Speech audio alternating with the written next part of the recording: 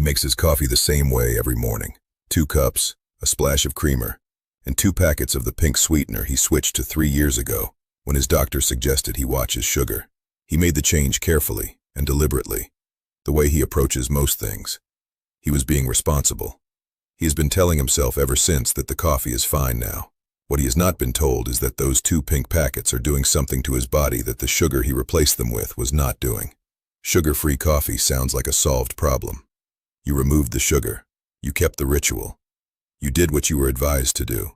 But the nutritional story of artificial sweeteners, particularly as they interact with the aging metabolic system, is more complicated than the front of the packet suggests, and it is a story that rarely gets told fully during a routine appointment. There's not time to explain the mechanisms, the gut effects, the insulin signaling, and the bone and cardiovascular considerations that all become relevant when sugar-free sweeteners are used daily over years. This video is that conversation. My name is Dr. Evan Noris.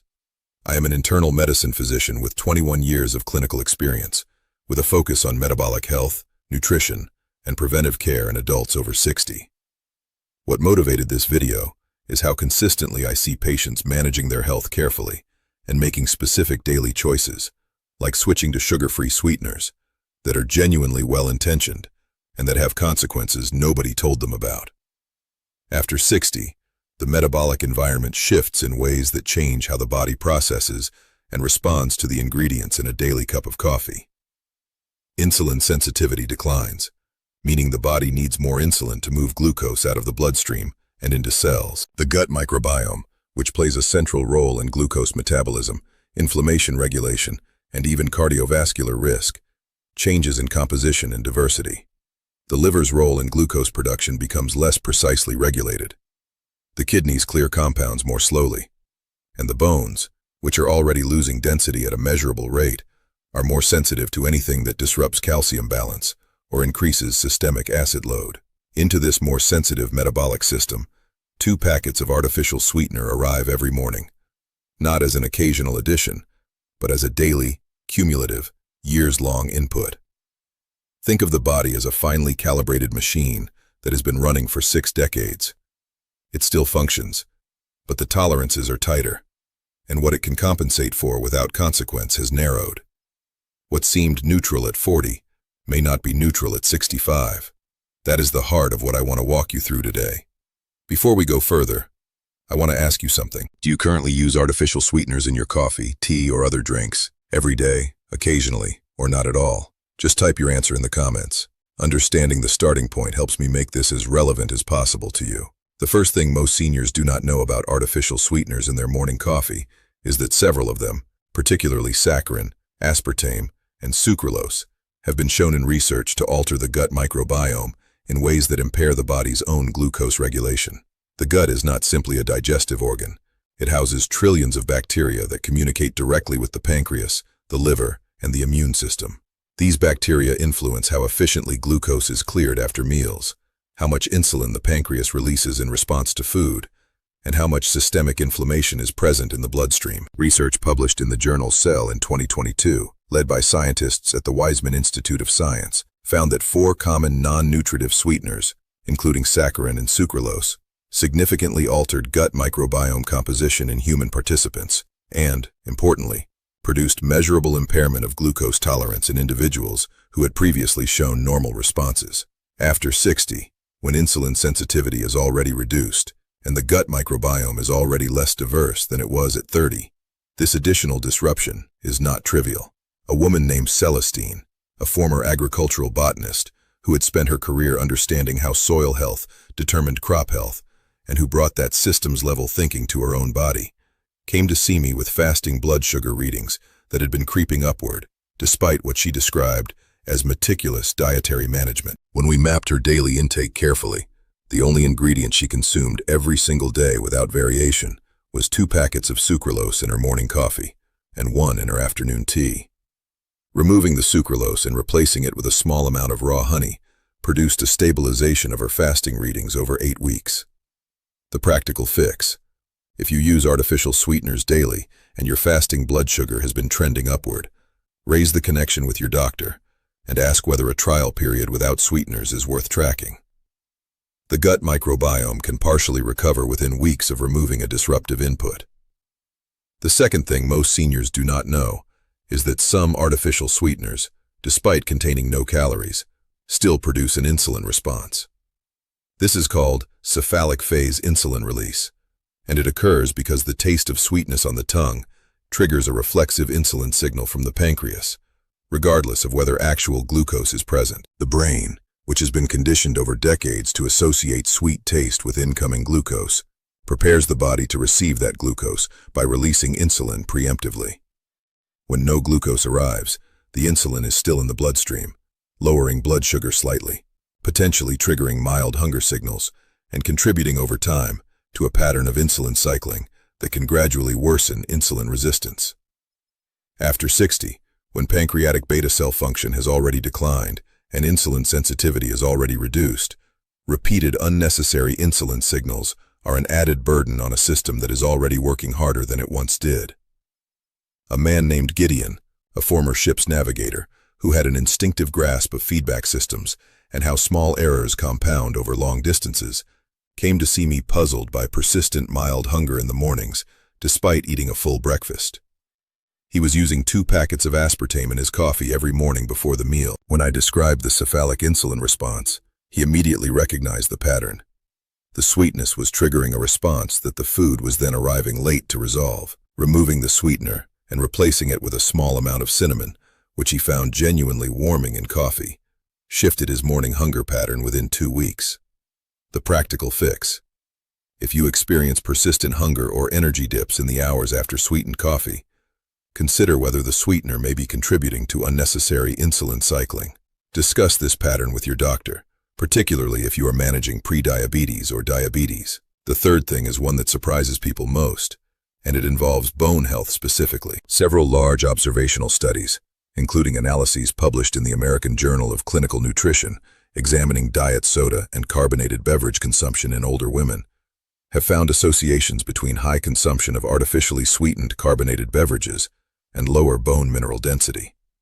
The mechanism is not fully settled, but it involves 2 likely pathways.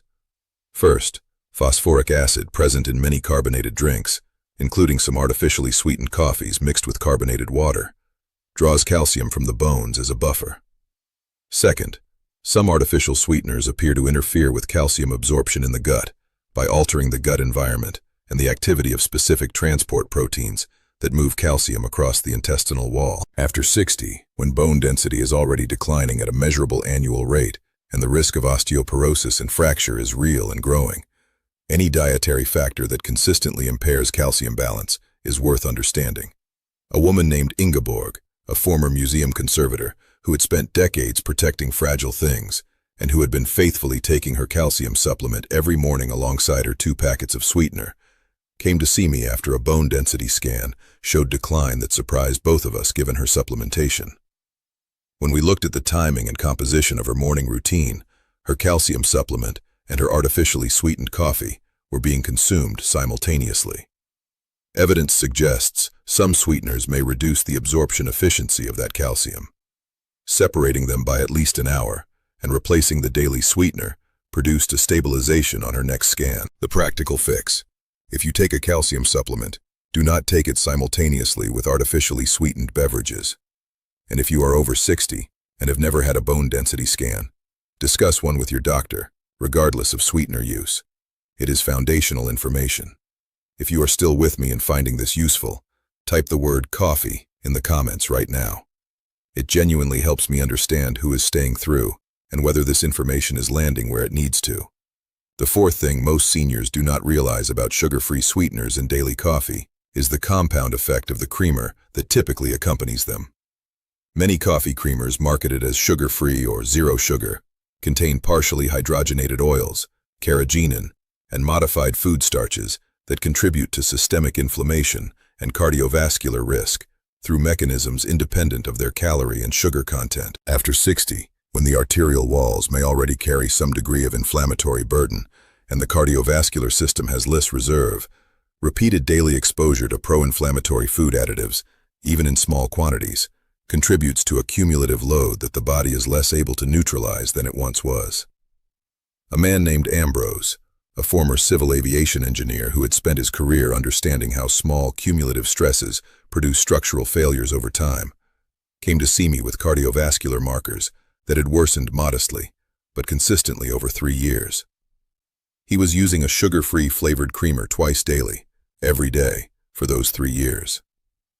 The creamer contained carrageenan and partially hydrogenated soybean oil, both of which have been associated in published nutritional literature with inflammatory and cardiovascular effects. Switching to a small amount of whole milk or unsweetened oat milk eliminated both the sweetener and the additive concern simultaneously. His markers stabilized over the following 6 months. The practical fix. Read the full ingredient list of your coffee creamer, not just the front label nutrition claim. Look for carrageenan, partially hydrogenated oils, and modified food starch. Choose a creamer with a short, recognizable ingredient list, or use a small amount of whole milk, which is well tolerated and nutritionally transparent. The fifth thing is the one that takes the longest to explain, and that I think is the most important for people over 60 who drink coffee daily for reasons beyond the ritual. And that is the effect of caffeine on cortisol and blood pressure when consumed first thing in the morning, before the body is eaten. Cortisol, the primary stress hormone, follows a natural daily rhythm. It peaks in the first 30 to 45 minutes after waking, a period called the cortisol awakening response, and then declines through the morning. Caffeine consumed during this peak window amplifies and extends the cortisol surge, rather than adding a separate stimulant effect on top of it. The elevated cortisol raises blood pressure, increases blood sugar through a process called gluconeogenesis, where the liver releases stored glucose in response to cortisol, and suppresses appetite in a way that may lead to compensatory overeating later in the day. After 60, when blood pressure management is already a concern for many people, and glucose regulation is already less precise, caffeine-amplified cortisol in the first 30 minutes of the day is a meaningful cardiovascular and metabolic stressor, regardless of whether the coffee contains sugar or not. This is not an argument against coffee. It is an argument for timing. A woman named Priscilla, a former documentary filmmaker, who had always started her mornings with coffee in hand before anything else, came to see me with morning blood pressure readings that were consistently her highest of the day. She was on medication. She was watching her sodium. She was doing most things correctly. But the coffee was going in at 6:15 during her cortisol peak every single morning. Shifting her coffee to 90 minutes after waking, after eating breakfast, and allowing the cortisol awakening response to complete naturally, produced a measurable reduction in her morning blood pressure readings within 3 weeks. The practical fix. Consider waiting 90 minutes after waking before your first cup of coffee. Eat breakfast first.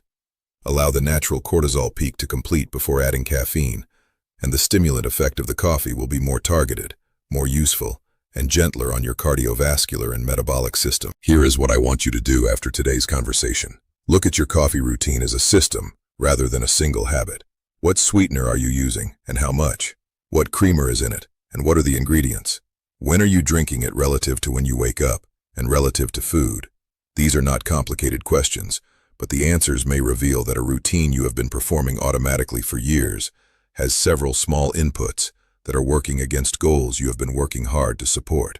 Starting tomorrow, try waiting at least an hour, ideally 90 minutes, before your first coffee. Eat something first.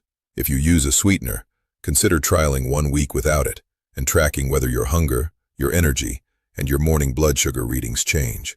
Bring those observations to your next appointment. Your doctor can help you interpret them in the context of your full health picture. Everything I have shared today is meant to open a conversation with your own physician, not to replace one. Your blood sugar status, your medications, your cardiovascular history, and your individual metabolic pattern all shape how these factors apply to you specifically. Please bring this to your doctor. These are exactly the kinds of details that, once raised, can lead to meaningful adjustments. And if today's conversation has made you curious about how other aspects of your morning food and drink routine are affecting your metabolism in ways you have never been told, the next topic I want to explore with you is what the latest research says about the glycemic impact of common breakfast foods for adults over 60, and which ones are raising blood sugar before the day has properly begun.